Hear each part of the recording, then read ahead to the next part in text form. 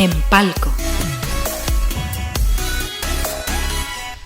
Famosos en todo el mundo. Un aplauso para los Cuatro Fantásticos. Hola y bienvenidos a un nuevo programa de En Palco. Soy Marcela y comenzamos con el gran y esperado estreno cinematográfico de esta semana. Pónganse cómodos que ya arrancamos. ¡Te amo, Johnny! Y la mole. ¡Hey! ¿Qué hora es? ¡Di lo que dices! No me gusta decir esa frase. ¡Es hora de pelear! Esa es de la caricatura. Marvel Studios nos trae Los Cuatro Fantásticos Primeros Pasos, el regreso de esta familia de superhéroes al cine, ahora con un toque retrofuturista que rinde homenaje a los cómics de los años 60. 4 años después de adquirir sus poderes en una tormenta cósmica y de convertirse en héroes en la ciudad de Nueva York, Reed, Susan, Johnny y Ben deberán enfrentar 2 desafíos que cambiarán su normalidad: la llegada del esperado bebé de Susan y Reed y la amenaza de Galactus, un gigantesco devorador de mundos, que es anunciado por su heraldo, Silver Surfer, que esta vez está reimaginada como Shala Ball, una mujer. El Señor Fantástico, la Mujer Invisible, el Hombre Antorcha y la Mole vivirán una carrera contrarreloj para salvar su propia familia y también al planeta. Entre nostalgia, un diseño de producción impecable y una historia que abre paso a nuevas aventuras, Los Cuatro Fantásticos Primeros Pasos es una entretenida introducción de estos héroes al MCU. ¿Será el reinicio que estábamos esperando? En cines desde el 24 de julio. Conexión con algo más importante que uno. Lo enfrentaremos como familia.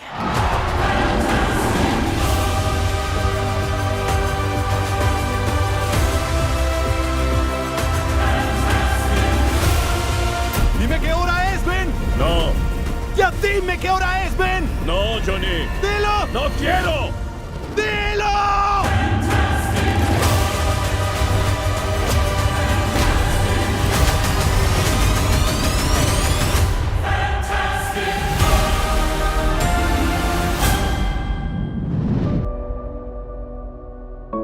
Hoy les presentamos La Casa de las Arañas, la nueva novela del escritor chileno Nicolás Poblete. En esta obra, Poblete nos entrega un thriller psicológico que combina memoria, violencia de género e identidad para explorar uno de los capítulos más oscuros y dolorosos de nuestra historia reciente, el tráfico de bebés durante la dictadura.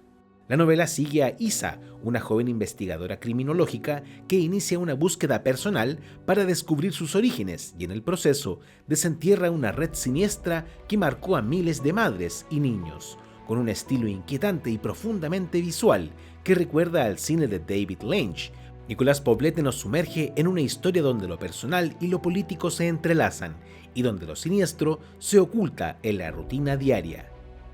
En Palco conversó con Nicolás Poblete sobre su nuevo libro, La Casa de las Arañas. Esto fue lo que nos dijo. Muy difícil ponerse en el lugar de una persona que ha sido víctima de un tráfico, ¿no? De una usurpación de ese calibre.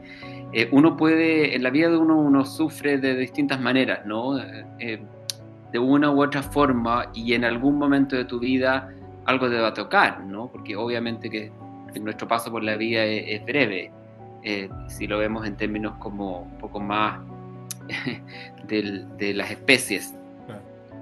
Pero lo que uno puede sufrir, bueno, uno puede pasar por situaciones súper traumáticas, pero una cosa tan heavy como que tú seas traficado, ¿no? Como una esclavitud, o en el caso de una madre a la cual le roban su guagua, eso es algo muy terrible que le puede pasar a un ser humano y en particular a una mujer, y en la novela se habla de esto, qué es lo peor que le puede pasar a una mujer, una mujer madre, es que le roben su guagua. Incluso te diría más que la guagua se muera, porque hay un componente adicional que es que tu producto biológico, orgánico, es una mercancía en el fondo. No solamente que una guagua se murió por una enfermedad o por un accidente, sino que la guagua no solamente te fue usurpada, sino que es mercantilizada. Entonces es algo súper fuerte. Por una parte es el impulso un poco más emocional, por decirte, tratar de ponerme, obviamente yo jamás podría estar en esta situación porque de partida no soy madre. Entonces, por una parte, ponerse en la situación emocional de un abuso tan extremo como ese, un dolor tan profundo como ese existencial, en este thriller léfico, podríamos llamarlo, están estas dos etapas temporales, uno es principalmente 1974 y 1994. Entonces, claro, cuando lo armas, yo tenía como una idea, ¿no? Fue variando, pero como este es un thriller, tú tienes que tener más o menos una idea de resolución y de cómo vas a administrar los materiales a lo largo de la narración, ¿no? Pensando en este formato en el cual hay que respetar sus reglas, ¿no? O sea, tiene que ser de partida una cosa vertiginosa y entretenida, entre comillas, no entretenida en un sentido banal, sino que haya una precipitación, como que tú vas leyendo y vas avanzando, ¿no? Los lectores, las lectoras chilenas en particular van a tener va a resonar de manera más impactante, yo creo, porque esto es algo que es parte de nuestra historia reciente y que no estoy seguro si se ha presentado de manera tan transversal. Yo creo que no. Ahora están saliendo más cosas, pero creo que es algo súper importante de destacar, porque es una herida. Estas heridas no se sanan callando o, ¿sabes?, opacando o tirando tierra sobre estos temas, sino que al contrario. Para ver la entrevista completa, visita nuestro sitio web www.empalco.cl.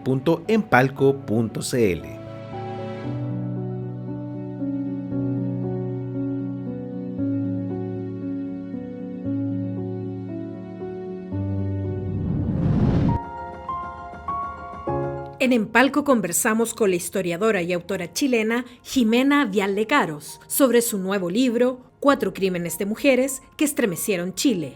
Un relato que va mucho más allá del caso policial, explorando el contexto social y la cultura de cada época, para entender cómo la historia marcó la vida de 4 mujeres en distintas épocas: Carmen del Pino, Rebeca Larraín, Alice Meyer y Fernanda Maciel. En este extracto de la conversación, Jimena nos cuenta qué la motivó a investigar estos casos y cómo reconstruyó el ambiente, las voces y la mentalidad de esos años.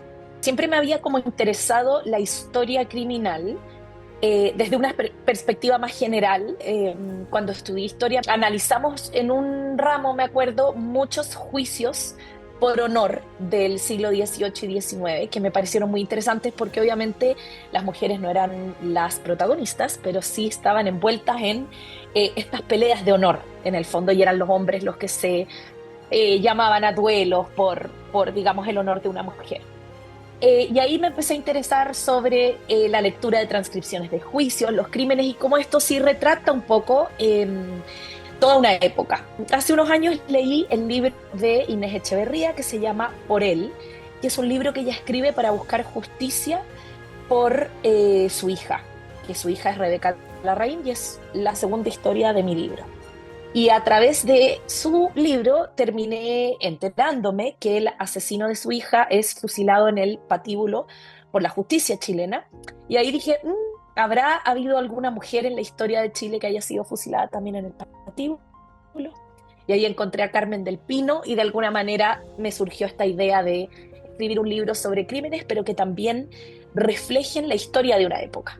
Creo que cada uno tiene como su impacto, por eso los elegí de tantos casos que hay, pero el que más me toca personalmente creo que es el de Carmen del Pino, y al mismo tiempo pues las personas que se han leído mi libro dicen que es el más difícil de leer. Dicen, este me costó un poquito más y luego seguí como volando con los otros. Y yo creo que en el fondo el de Carmen del Pino, yo estaba recién partiendo escribiendo el libro, fue el primero que escribí, y es el que estoy todavía más tiesa en la escritura historiográfica y me quedo muy pegada en los datos, pero también creo que es porque impactó mucho, entonces traté de ser muy cuidadosa respecto a cómo lo iba representando.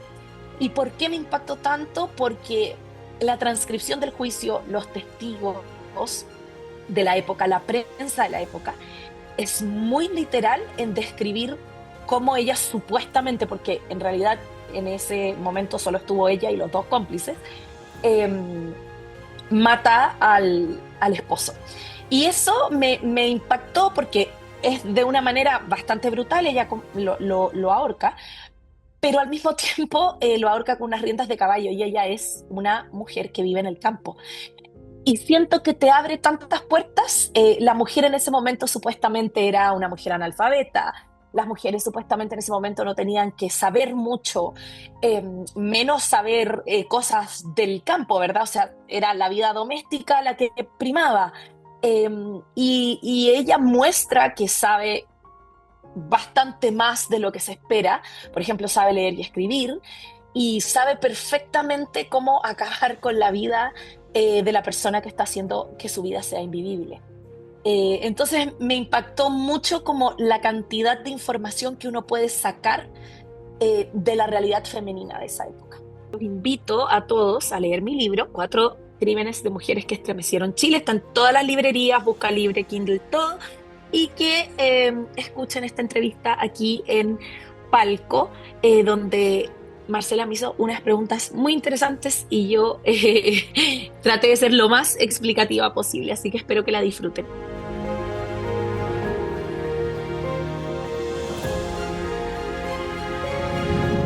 That as a citizen, I would not like to see any political party outlawed on the basis of its ideology. Hoy te recomendamos Reagan, de Hollywood a la Casa Blanca, un biopic estrenado en 2024 y disponible en HBO Max, protagonizado por Dennis Quaid en una destacada interpretación del expresidente estadounidense. La película recorre su vida desde sus días en Hollywood hasta su papel clave en la Guerra Fría, con momentos como la caída del muro de Berlín y su lucha final contra el Alzheimer. Narrada desde la mirada de un espía soviético interpretado por John Boyd, el elenco incluye además a Penelope Ann Miller como Nancy Reagan y Mena Suvari como Jane Wyman. Una cinta emotiva e ideal para quienes disfrutan de la política, la historia o los buenos biopics. No te la pierdas. I'm curious, Ron. What would you say is the issue of our time? No question about it. Communism and the Soviet Union. Get in the game. Run for office. It's you! I'm running for governor and I would like your vote. I forgot your name. Do his initials help or are? Honey, Roy Rogers is here! And he's running for governor! Ronnie, remember when we met? You told me that you wanted to make a difference in this world. You know what you have to do. Governor Reagan again, typically, is against such a proposal. There you go again. But he was not afraid to take us on. There's nothing a retired governor can do about the Soviets, but a president. Now he can do a thing or two. Welcome to your life. I was a lifeguard on a river. There's no turning back. And I learned how to read the currents. Not just the ones on the surface, but also the ones deep underneath the water. I am about to start the biggest war of this century, and I'm not gonna fire a single shot. You're gonna blow up 8 years of diplomacy. Well, if you think that got their undies in a wad, you just wait. What did the president know, and when did he know it? What would you have me do? I want you to fight!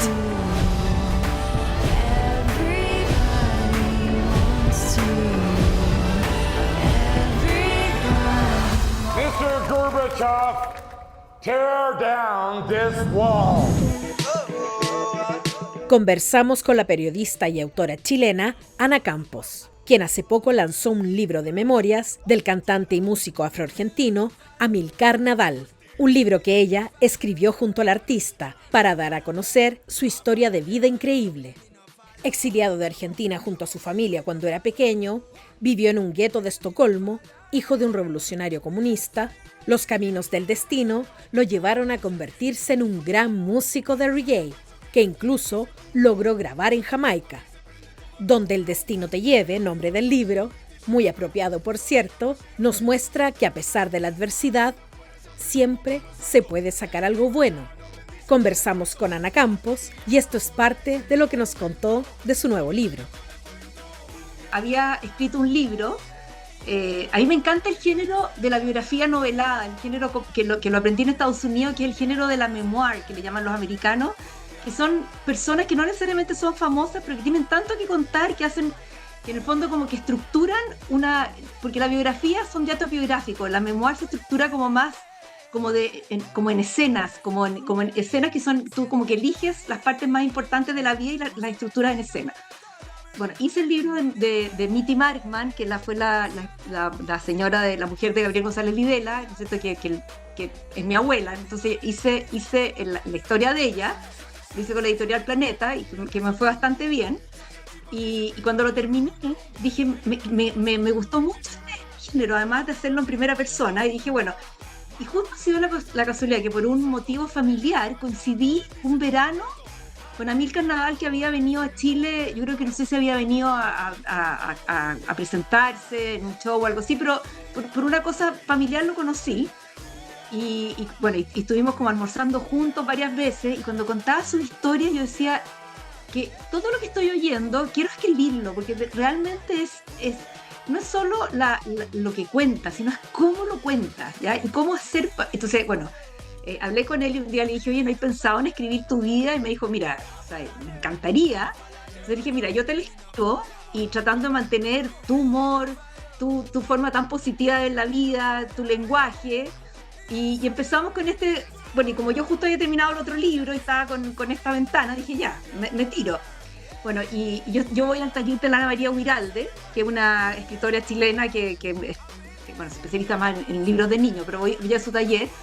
Entonces, él, lo que hacíamos es que a mí me mandaba como los capítulos de su vida, yo los ponía en una forma literaria, se los mandaba de vuelta, y hacíamos este ping-pong, porque además el lenguaje de él, imagínate que es argentino, era joven, yo soy bastante mayor, entonces el lenguaje de él tenía que adaptarse al lenguaje mío, y el lenguaje mío al lenguaje de él, que tampoco era tan fácil. Y así fuimos pimponeando, y yo entre medio, cuando ya creía que tenía listo el capítulo, lo llevaba a mi taller. Entonces tenía el feedback del taller. Y así se fue creando el libro, y bueno, y me demoré como 2 años, porque en realidad fue un proceso lento, porque era difícil también como hacer yo le ponía la experiencia y él ponía toda su vitalidad, su juventud y todo un mundo que para mí era absolutamente desconocido, y eso fue lo que más me gustó. Él tiene la gracia de que incluso los momentos más dramáticos te los cuenta así con humor, ¿ya? O sea, él creció en un gueto para inmigrantes, lo exiliaron, se fueron a Suecia, el padre, que era un revolucionario, ¿no es cierto?, los abandona, él vive con la existencia mínima, ¿no es cierto?, y todo esto. Y la verdad que hay momentos, como tú dices, muy dramáticos, pero la gracia, yo creo que la voz de él es que lo dramático se cuenta como que él estuviera por sobre estas emociones negativas. Él al final como que le saca lo positivo a cada uno de estos momentos, que para uno realmente hay gente que podría haber quedado pegado en eso y no salir nunca más.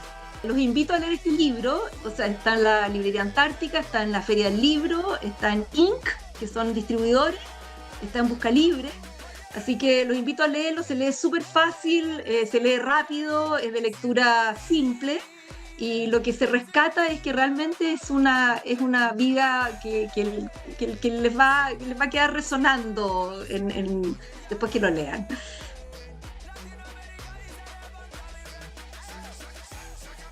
Para ver esta y otras entrevistas, visita nuestro sitio web en palco.cl o suscríbete a nuestro canal de YouTube.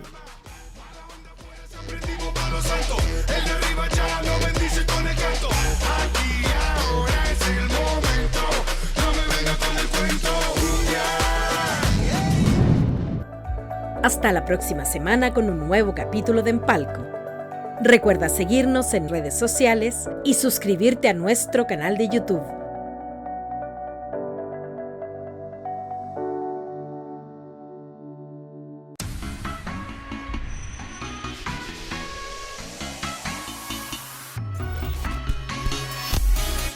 En Palco.